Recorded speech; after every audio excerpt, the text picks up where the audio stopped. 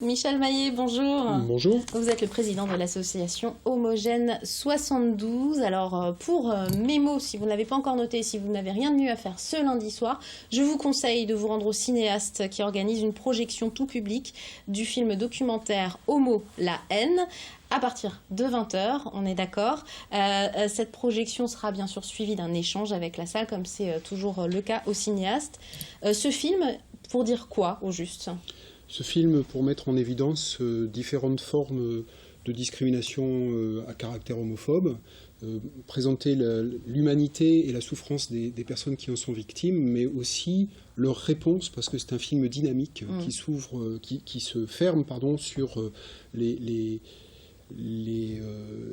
démarches qui ont été entreprises par chacune des victimes pour reconquérir leur dignité. Parce que c'est un film documentaire avec des témoignages, 9 témoignages de 9 personnes différentes. 9 témoignages qui se croisent. Il y a des hommes, des femmes, des jeunes, des personnes plus âgées, des personnes de différentes origines, de différentes confessions, de différents milieux socioculturels, mais toutes ont été confrontées à la discrimination et toutes ont essayé d'y répondre.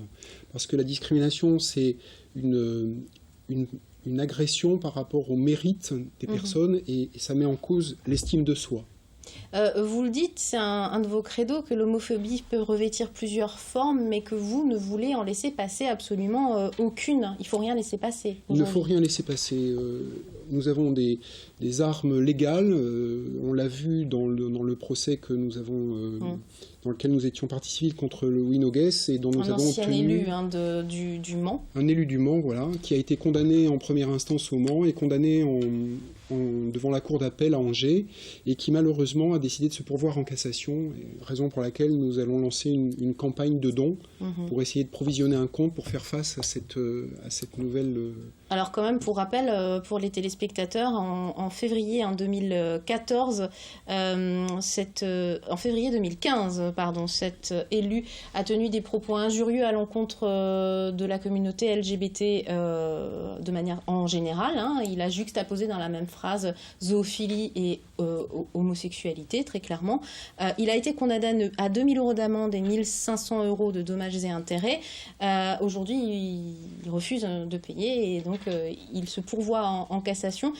C'est vraiment un travail de longue haleine. On voit que la justice, dans tout ça, c'est qu'il faut vraiment avoir les reins solides. C'est aussi pour ça qu'aujourd'hui, vous teniez à en parler sur ce plateau. Oui, absolument. C'est effectivement le temps de la justice, c'est un temps long, mais l'association est bien décidée à aller jusqu'au bout de la procédure et à ne pas céder devant les démarches multiples de M. Noguès. Et donc nous le poursuivrons aussi en cassation si possible. Alors l'association Homogène fait aussi de la prévention. Vous allez dans les écoles. Alors effectivement, c'est un de nos axes importants.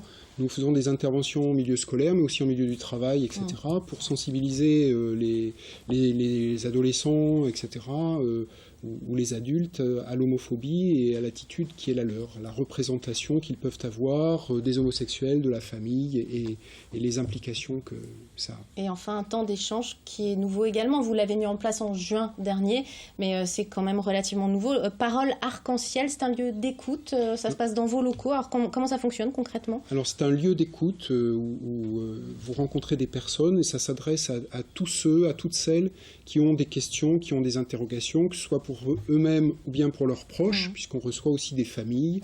Et c'est une façon d'ouvrir le dialogue, de prendre en compte la parole, l'interrogation, la souffrance. Et on espère ainsi résoudre des conflits intérieurs et prévenir le suicide.